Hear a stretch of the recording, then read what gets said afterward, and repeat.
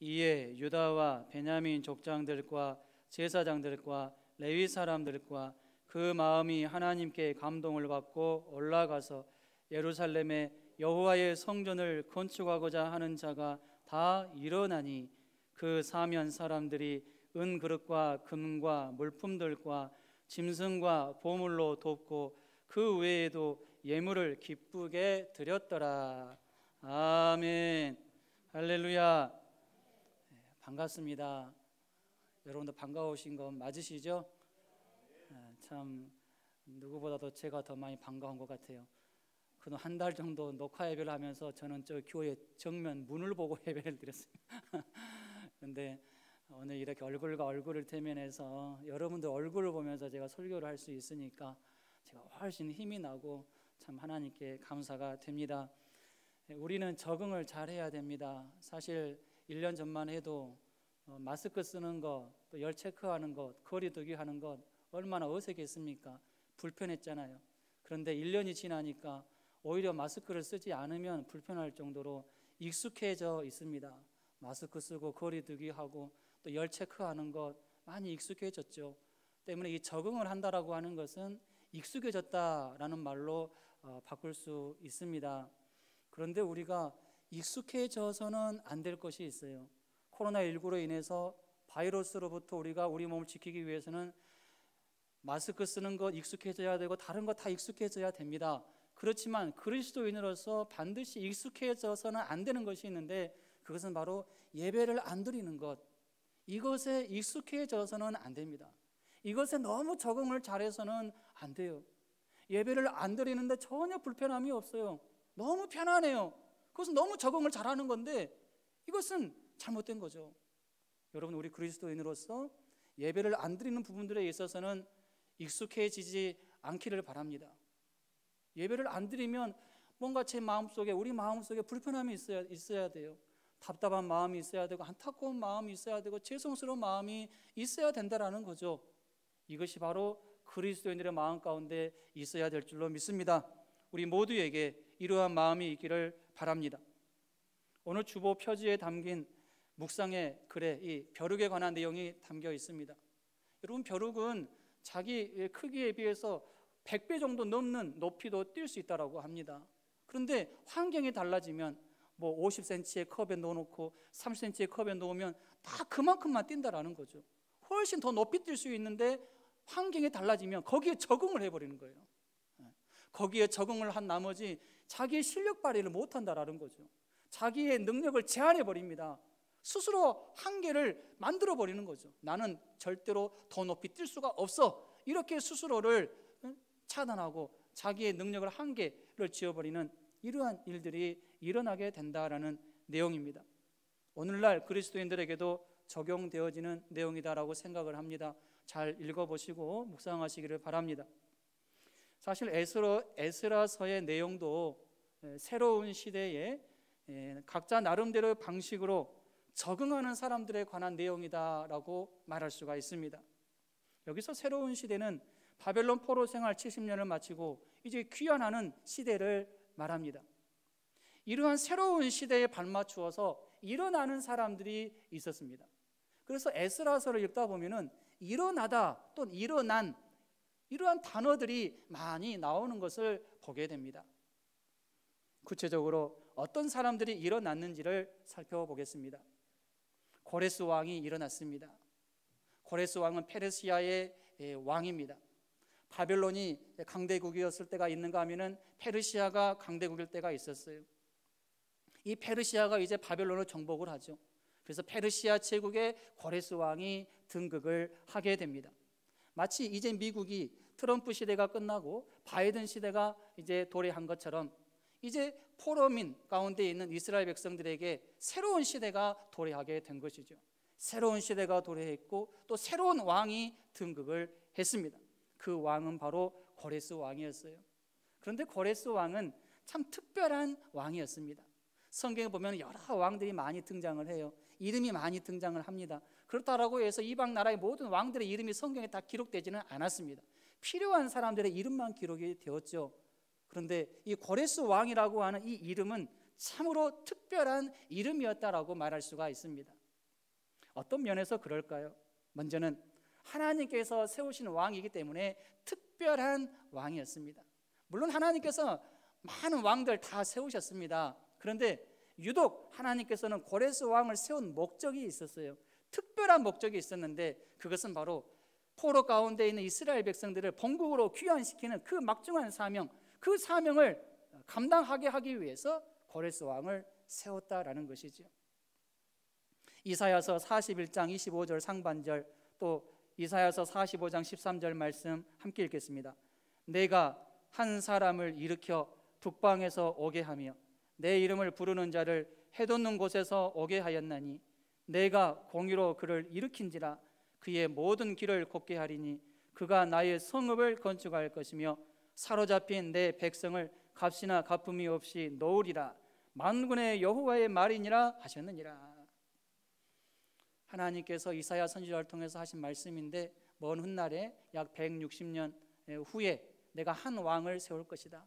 그 왕은 내가 세울 왕인데 그 왕을 통해서 내가 할 일이 있다, 이런 의미죠. 하나님께서 그 왕을 세운다라는 그러한 말씀입니다. 하나님께서는 고레스 왕을 세울 뿐만이 아니라 강력한 왕권을 주겠다라고 말씀을 하셨습니다. 이사야서 41장 25절 하반절, 이사야서 45장 1절입니다. 그가 이르러 고관들을 석회같이 토기장이가 진흙을 밟음같이 하리니 여호와께서 그의 기름 부음을 받은 고레스에게 이와 같이 말씀하시되 내가 그의 오른손을 붙들고 그 앞에 열국을 항복하게 하며 내가 왕들의 허리를 풀어 그 앞에 문들을 열고 성문들이 닫히지 못하게 하리라. 하나님께서 이토록 고레스 왕을 강하게 해주겠다라고 말씀하신 것이지요. 뿐만 아니라 하나님은 이사야 선지자를 통해서 고레스라는 이름까지 예언을 하셨습니다. 이사야서 44장 28절, 고레스에 대하여는 이르기를 내 목자라 그가 나의 모든 기쁨을 성취하리라 하며, 예루살렘에 대하여는 이르기를 중건되리라 하며, 성전에 대하여는 내 기초가 놓여지리라 하는 자니라. 이사야서 44장에 고레스라고 하는 이름이 맨 처음 나옵니다. 맨 먼저 나와요. 그런데 이 예언대로 과연 고레스가 이 땅에 태어나게 되고 또 왕으로 등극하게 됩니다. 약 160년 후에, 많게는 200년, 또 적게는 150년, 160년, 이러한 기간 차이가 있는데 정확하게 그 기간대로 왕이 일어나게 된 거죠. 고레스 왕이 일어났고 또 고레스 왕이 이사야가 예언한 대로, 하나님께서 말씀하신 대로 포로 가운데 있는 백성들을 귀환시키는 이 조서를 내리게 되었다라는 사실입니다. 이러한 내용이 바로 오늘 읽은 에스라서 1장에 기록되어 있습니다. 고레스 왕이 특별한 왕인 두 번째 이유는 하나님께서 고레스의 마음을 움직이셨기 때문입니다. 하나님께서는 고레스로 하여금 예루살렘으로 올라가서 성전을 건축하라, 포로민 백성들에게 그렇게 조서를 내리도록 간섭하셨습니다. 고레스의 마음을 움직이셨어요. 그때 당시에 페르시아 제국의 정책은 지방화 정책이었습니다. 지방으로 흩어져 가게끔 배려해 주었어요. 유화 정책을 펼쳤습니다. 아수르 제국은 혼혈 정책을 펼쳤습니다. 그래서 사마리아 인족들이 생겨나는 거죠. 또 바벨론은 이 교육 정책을 펼쳤어요. 그래서 끌고 와가지고 지식인들을 가르쳤잖아요. 자기들 유리한 대로 사용하기 위해서. 그런데 페르시아는 달랐어요. 페르시아는 지방화 정책을 펼쳤습니다. 존중해줬어요. 각자 나라가 믿는 신들을 존중했어요. 너희들이 섬기는 신을 섬겨라. 배려를 많이 해줬습니다. 그런데 이러한 정책을 펼치게 하신 분은 바로 하나님이심을 믿으시기를 바랍니다. 비록 고레스가 그러한 생각을 가졌다 할지라도 그 마음을 주시고 그 정책을 펼치게 하신 분은 하나님이셨다라는 사실입니다. 두 번째로 일어난 사람이 있습니다. 포로 귀환 자들이 일어났습니다. 고레스의 조서에 따라서 본국으로 귀환할 수 있는 길이 열렸습니다. 그래서 이제 귀환 행렬이 이루어지게 되는 거죠. 1차 귀환, 2차 귀환, 3차 귀환 이루어집니다. 1차 귀환 때 스룹바벨과 예수아를 중심으로 5만 명이 일어납니다. 그리고 2차 귀환 때 약 5천 명의 사람들이 일어나게 되죠. 또 3차 귀환 때는 느헤미야 중심으로 일어나는데 구체적으로 몇 명이 일어났는지 성경에서 기록하지 않기 때문에 잘 모릅니다. 아무튼 많은 사람들이 이 귀환하는 행렬에 참여하게 됩니다. 그런데 이 귀환에 참여하는 사람들은 대부분 오래전에 바벨론으로 끌려갔던 사람들의 후손들, 자녀들이었음을 우리는 짐작을 할 수가 있습니다. 그래서 귀환을 할 때 귀환에 참여했던 사람들의 대부분은 젊은 층이었다라고 볼 수가 있습니다. 젊은 세대, 즉 바벨론 포로 2세들이 대부분의 주를 이루었고, 그리고 나이 많은 이 부모 1세대는 소수였을 것이다라고 짐작을 할 수가 있습니다. 왜냐하면 바벨론 포로 생활을 많게는 70년, 적게는 50년 한 사람들이 이제 귀환하게 된 거니까, 적어도 그때 당시의 나이는, 귀환할 때의 나이는 약 70세에서 90세 정도 됐다라고 볼 수가 있는 거죠. 그래서 이 나이 많은 연장자들이 귀환하게 될 때는 참 어떤 마음이 있었을까요? 내가 이 예루살렘을 떠날 때는 정말로 이 이스라엘이 너무나도 참 처참했고 너무나도 안타까운 지경이었는데, 이제 귀환하게 되니까 얼마나 마음이 기뻤을까요? 돌아오기 전부터, 귀환하기 전부터 마음에 큰 기쁨이 있었을 것입니다. 너무나도 그리워했을 거예요. 그러지 않겠습니까? 고향으로 돌아가는데. 그런데 바벨론 포로 2세대는 어떨까요? 바벨론 포로 1세대의 마음 가운데는 그러한 마음이 있었을지라도, 고향을 그리워하는 마음이 있었을지라도, 바벨론 포로 2세들, 그들은 어떨까요? 부모 세대와 똑같은 마음을 가졌을까요? 아니겠죠. 왜냐하면 부모들은 고향이 그곳이니까 그리워할 수 있겠지만, 바벨론 포로에서 태어났고 자랐던 사람들은 그렇지 않겠죠. 훨씬 바벨론이 편했을 것입니다. 이스라엘보다도 바벨론이 편했고 이스라엘을 그리워하는 그런 마음은 없었을 것입니다. 때문에 이 세대들의 입장에서 볼 때 이스라엘은 완전히 후진국이죠. 완전히 후진국이고 낙후되어 있고, 근데 대신에 자기들이 태어나고 자랐던 바벨론은 어떻습니까? 선진국입니다. 강대국입니다. 참 문화에 있어서도 참 좋은 문화죠. 너무나도 편합니다. 정착을 했으니까. 사실 이러한 이유로 인해서 바벨론에서 본국으로 귀환하지 않는 많은 사람들도 있었습니다. 이들은 귀환할 기회가 주어졌음에도 불구하고 본국으로 귀환하지 않은 사람들이었죠. 그런데 이와는 반대로 귀환의 기회가 주어졌을 때 본국으로 귀환해야 되겠다, 이런 생각을 가지고 일어났던 사람들이 많이 있었습니다.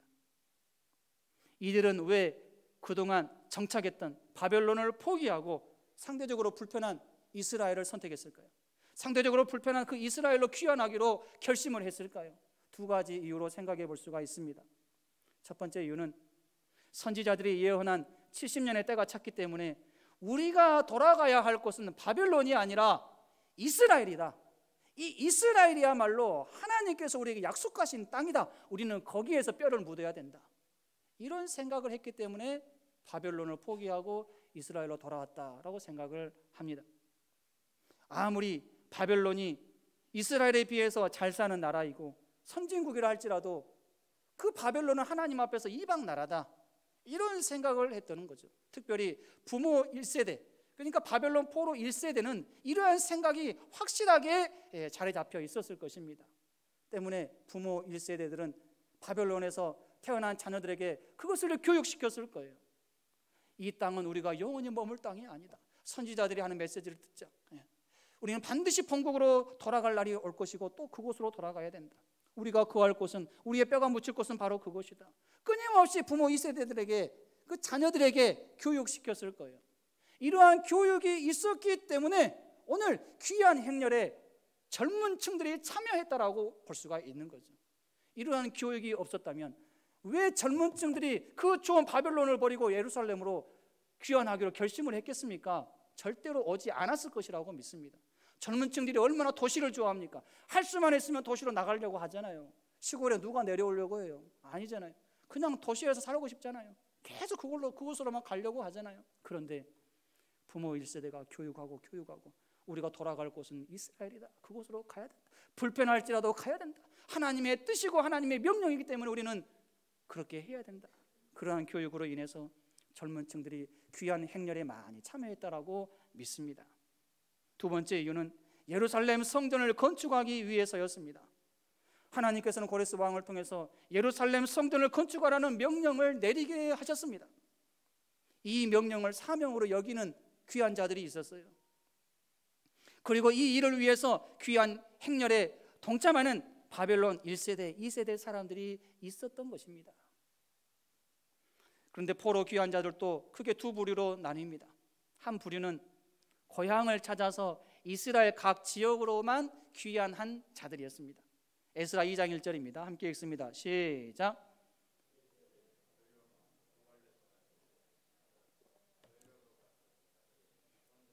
노임을 받고 예루살렘과 유다도로 돌아와 각기 각자의 성읍으로 돌아간 자. 이스라엘로 귀환하기는 귀환했어요. 그러나 각자 귀환하는 곳이 좀 달랐습니다. 예루살렘으로 귀환하는 사람도 있었고 각자 자기 고향으로 귀환하는 사람들도 있었습니다. 고향으로 귀환하는 자들은 고향으로 귀환하는 그 자체가 목적이었어요. 귀환하는 것, 그 결심하는 것 잘했죠. 그렇지만 그 목적은 단지 고향으로만 귀환하는 것, 그것이 목적이었다라는 거죠. 물론 바벨론에 계속 남아있는 사람들에 비해서는 고향으로 귀환하는 그런 결심을 했던 사람들의 믿음은 더 주었다라고 할 수 있습니다. 왜냐하면 하나님의 명령, 하나님의 말씀을 생각했고 결심했고 행동했기 때문이죠. 그런데 이들보다 더 믿음이 좋았던 부류가 있습니다. 그들은 누굴까요?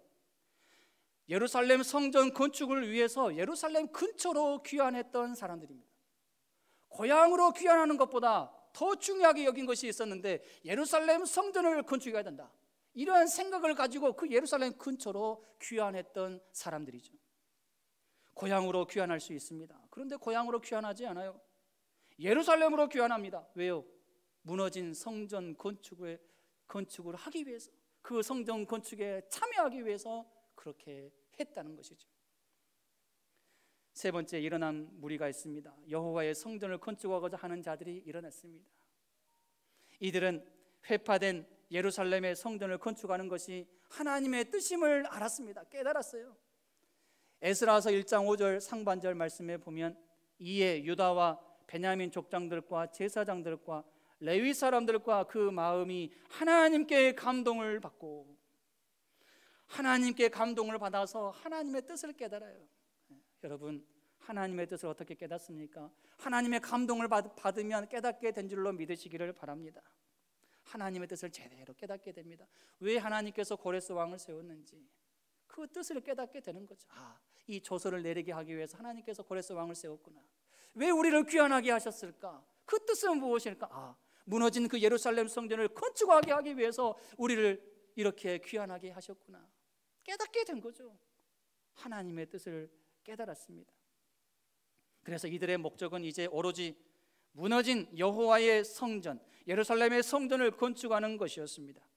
에스라 1장 5절 하반절에 예루살렘의 여호와의 성전을 건축하고자 하는 자가 다 일어났어요. 곳곳에서 우후죽순으로 막 일어납니다. 이들에게 있어서 이제 바벨론에서의 편안함과 부유함은 크게 의미가 없어졌습니다. 이들이 만약 이러한 것에 큰 의미를 두었다면 그들은 귀환할 이유가 없죠. 그냥 바벨론에서 계속 그냥 잘 먹고 잘 살고 정착하면서 계속 거기서 살았을 것입니다. 그런데 이제 이들에게 있어서 정말 의미 있게 다가온 것은 무엇일까요? 무너진 그 예루살렘 성전, 성전이 있는 그 예루살렘의 그 상황, 거기에 의미를 두게 되었습니다. 아마도 이들은 지금 성전이 있는 예루살렘의 상황은 너무나도 안 좋은데 내가 이 상황을 모른 채 한다면 나는 하나님께 큰 죄를 범하는 것이다, 이런 생각을 했을 것입니다. 이들의 관심은 무너진 예루살렘 성전에 있었습니다. 그리고 이들의 신앙은 성전 중심의 신앙이었습니다. 그동안에는 바벨론에서 포로민 신분으로 50년 또 60년, 많게는 70년 그렇게 생활을 하면서 그저 성전이 있는 곳을 바라보면서 기도만 했을 뿐인데 이제는 귀환할 수 있게 되었으니 얼마나 기뻤을까요? 그동안에는 예루살렘의 성전이 무너진 것에 대해서 안타깝게 여기면서도 아무것도 할 수 없는 상황이었는데 이제는 귀환하게 되어서 무엇인가를 나도 할 수 있게 되었으니 얼마나 기뻤을까요? 이런 면에서 생각할 때 이들의 신앙은 고라 자손이 시편 84편 10절에서 고백한 것과 같은 신앙이라고 할 수 있습니다. 시편 84편 10절입니다. 주의 궁정에서의 한날이 다른 곳에서의 첫날보다 나은즉 악인의 장막에 사는 것보다 내 하나님의 성전에 문지기로 있는 것이 좋사오니. 이러한 믿음이 그들에게 있었기 때문에 성전 건축을 위해서 일어났다라고 봅니다.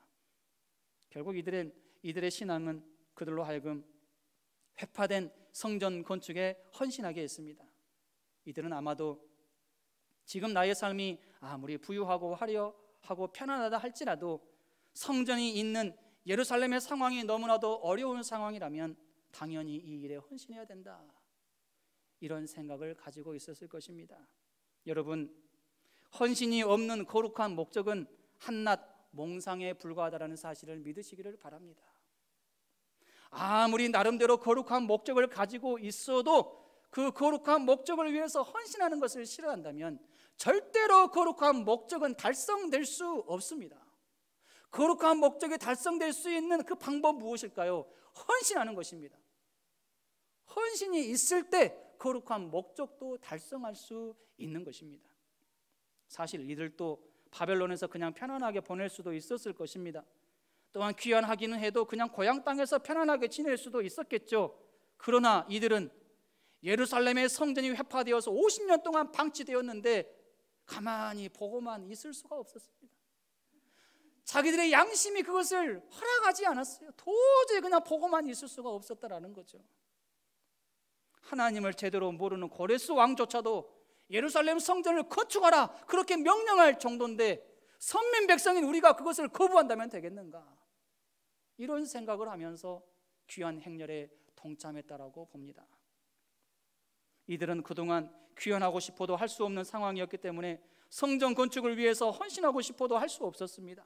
그런데 이제는 귀환할 수 있게 되었고 또 고레스 왕도 적극적으로 성전 건축을 할 것을 허락한 상황임에도 불구하고 이 일에 헌신하지 않는다면 그것은 하나님 앞에서 너무나도 부끄러운 일이다, 이런 생각을 그들이 하고 있었다라고 믿습니다. 이들은 성전 건축을 위해서 이렇게 몸으로 헌신했습니다. 귀환해야 되겠다고 결심했어요. 바벨론을 떠나야 되겠다고 결심했어요. 그러나 그것뿐만이 아닙니다. 물질로도 헌신했습니다. 에스라서 2장 68절 69절 함께 읽겠습니다.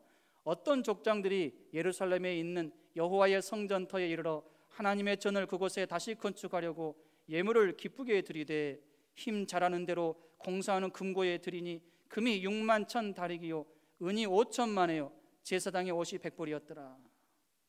물질로 헌신했음을 우리에게 보여줍니다. 여기서 금이 6만 1,000 다리기라고 하는 것은 오늘날로 약 7억을 의미합니다. 그리고 은이 5천만이면 3억입니다. 또 제사장 옷이 100벌이면 엄청난 금액이죠. 그때 당시에 대제사장의 옷 한 벌에 그 대제사장의 옷에는 12개 보석이 박혀 있습니다. 그러니까 그 옷 한 벌 만들려면 약 32억 정도가 됩니다. 그리고 그 외의 제사장들의 옷은 한 벌에 약 1억 정도가 소요된다고 봅니다. 그러면 100벌이니까 엄청나죠. 이런 엄청난 금액을 귀환하는 그 유대인들이 각자 헌신했다라는 것을 알 수가 있습니다. 사실 1차 귀환에 참여하는 유대인들은 경제적으로 부유했음을 알 수 있습니다. 경제적으로 부유했으니까 그렇게 헌신을 할 수가 있었죠. 그래서 에스라에서에 보면은 1차 귀환자 계수 명단이 나오는데 약 4만 9천 명, 그러니까 약 5만 명 정도가 계수가 됩니다. 여기에서 유대인들, 이스라엘 민족은 4만 2천 명 정도 되죠. 그리고 나머지는 노예들입니다. 노예들이 약 7천 명 정도 됩니다. 그런데 노예들은 유대인들의 재산에 속합니다. 그러니까 노예를 부린다고 하는 것은 그만큼 재산이 많다라는 거예요. 경제적으로 부유하니까 노예들을 부릴 수가 있는 거죠. 노예들까지 다 데리고 왔어요. 경제적으로 부유했음을 우리에게 보여주죠. 그런데 이들은 자신들이 가진 이러한 부유함을 무너진 성전을 다시 세우는데 사용을 했습니다. 이 일에 주저하지 않았어요. 바로 헌신했습니다. 그것도 기쁜 마음으로 힘 잘하는 대로 최선을 다해서 헌신했습니다. 여러분, 우리는 이런 생각을 할 때가 많습니다. 내가 부자가 되면은 교회를 위해서 헌신을 잘 할 수 있을 텐데, 헌금도 많이 할 수 있을 텐데, 물론 그렇게 생각하신 대로 하신 분들도 계십니다. 그러나 정작 부자가 되면 생각이 달라지는 그런 분들도 많이 보게 됩니다. 여러분, 사실 부자라고 해서 쉽게 물질로 헌신할 수 있는 것이 아닙니다. 왜 그럴까요? 부자들이 쉽게 돈을 버는 분들도 있겠지만 대부분 어렵게 땀 흘리면서 고생하면서 자수성가하고 또 돈을 버는 이러한 분들이 많기 때문에 쉽게 물질로 헌신할 수 없습니다. 바벨론에서 포로 생활하는 가운데 그들이 얼마나 눈물로 땀을 흘리면서 수고하면서 돈을 벌었을까요? 경제적으로 부유하긴 했지만 쉽게 번 돈일까요? 아니잖아요. 고생하면서 모욕을 받고 포로민 신분이라는 이러한 항상 꼬리표가 따라다니면서 그렇게 살았을 거잖아요. 그런데 그곳에서 열심히 일을 해가지고 경제적으로 부유한 그러한 상황까지 만든 거죠. 이들이 믿음이 없었다라고 하면은 절대로 그렇게 힘들게 벌었던 그 재물을 사용할 수가 없었을 것입니다. 이들에게 믿음이 있었기 때문에 그러한 헌신을 할 수 있었다라고 믿습니다. 누가복음 18장에 보면은 부자 관리에게 예수님께서 하신 말씀이 있는데, 내게 있는 재물을 다 팔아서 가난한 자들에게 주어라. 그리하면 하늘에서 내게 보화가 있으리라. 그리고 와서 나를 따르라 말씀합니다. 그런데 이 부자 관리가 근심하게 되죠. 큰 부자임으로 근심했더라. 그리고 예수님을 떠났더라. 떠나는 부자 관리를 보면서 예수님께서 제자들에게 말씀하십니다. 낙타가 바늘기로 들어가는 것보다 부자가 하나님 나라에 들어가는 것이 더 어렵다. 그러니까 제자들이 깜짝 놀라죠. 아니 그러면 부자는 절대로 천국에 못 가겠네요. 구원 못 받겠네요. 그래서 예수님께서 사람은 할 수 없어도 하나님은 다 하신다. 믿음으로는 가능하다라는 이 말씀을 예수님께서 하시고 싶었던 거죠. 부자에게 믿음이 없으면 재물로 인해서 계산하다가 하나님의 일에 헌신하지 못하게 되지만, 부자에게 믿음이 있으면 하나님의 상급을 생각하면서 큰 헌신을 할 수 있다는 이러한 의미로 예수님께서 말씀하신 것입니다. 믿음의 부자가 진짜 부자입니다. 믿음의 부자는 하늘의 상급이 있기 때문입니다. 또한 가장 큰 상급 되시는 그 예수님을 소유하게 될 것이기 때문입니다. 그런데 믿음은 없고 재물만 부자는, 재물에만 있어서 부자는 구원도 없고 상급도 없습니다. 예수님도 외면하십니다. 관심이 없어요. 그런 사람들 예수님께서 관심이 없습니다. 믿음의 부자가 되어서 항상 하나님께서 기뻐하시는 일에 헌신하시기를 바랍니다. 마지막으로 일어난 사람들이 있는데, 성전 건축에 협력하는 자들이 일어났습니다. 이방 나라 사람들, 바벨론 사람들까지 성전 건축에 협력하기 위해서 일어났다라는 거예요. 에스라 1장 6절입니다. 그 사면 사람들이 은그릇과 금과 물품들과 짐승과 보물로 돕고 그 외에도 예물을 기쁘게 드렸더라. 바벨론 사람들이 귀환하는 유대인들의 손에 은과 금과 물품과 짐승과 보물들을 쥐어줬더라는 거예요. 하나님께서 그렇게 역사하셨습니다. 그동안 70년 동안 이스라엘 백성들을 포로로 너희들 사용하고 싶은 대로 마음껏 사용했으니까 보상해라. 포로민들로 그렇게 부려먹었으니까 이제 너희들을 보상해라. 하나님께서 그렇게 하셨어요. 그래서 귀환하는 유대인들에게 그런 재물을 다 쥐어주었더라는 거죠. 이러한 보상은, 이러한 재물은 결국 무너진 예루살렘 성전을 다시 일으켜 세우는데 귀하게 사용되었습니다. 출애굽 상황과 비슷하죠. 하나님께서 이스라엘 백성들을 애굽의 종살에서 벗어나게 하셨습니다. 출애굽하게 하셨어요. 빈손으로 출애굽하게 하지 않으셨습니다. 애굽 사람들의 귀중품들을 다 가지고 출애굽하게끔 하나님께서 역사해 주셨습니다. 그래서 포로 귀환 사건을 제2의 출애굽 사건으로 보기도 합니다. 고레스 왕도 협력했습니다. 에스라서 1장 7절 8절에 고레스 왕이 또 여호와의 성전 그릇을 꺼내니 옛적에 느부갓네살이 예루살렘에서 옮겨다가 자기 신들의 신당에 두었던 것이라. 바사 왕 고레스가 창고지기 미드르닷에게 명령하여 그 그릇들을 꺼내어 세워서 유다 총독 세스바살에게 넘겨주니, 하나님께서는 고레스로 하여금 과거 느부갓네살이 예루살렘 성전에서 착취했던 기물들을 돌려주게 했습니다. 하나님께서는 하나님의 뜻을 이루어 가심에 있어서 실수 없이 정확하게 계산할 것 계산하시는 분이심을 우리에게 알려줍니다. 이제 말씀을 정리합니다. 성경에는 하나님의 거룩한 뜻과 거룩한 목적을 위하여서 일어난 사람들이 많이 있었습니다. 이들은 하나같이 거룩한 뜻과 목적을 이루기 위해서 마음에 큰 결단을 했습니다. 그리고 마음으로만 결단하는 것이 아니라 그것을 실천에 옮겼어요. 이들의 실천에는 큰 헌신이 있었습니다. 자신이 헌신할 수 있는 분야를 찾아서 최선을 다해서 헌신했습니다. 사랑하는 성도 여러분, 우리 모두의 마음속에도 하나님의 거룩한 목적과 뜻을 이루기 위한 그러한 큰 결심이 있기를 원합니다.